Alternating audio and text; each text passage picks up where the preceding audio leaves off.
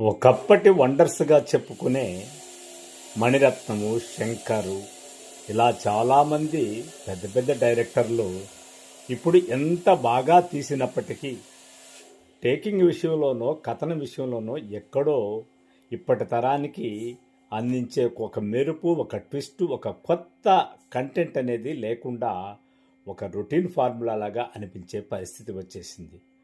బహుశా ఆ రిజల్టే తగ్ లైఫ్ సినిమాలో కూడా కనిపించింది.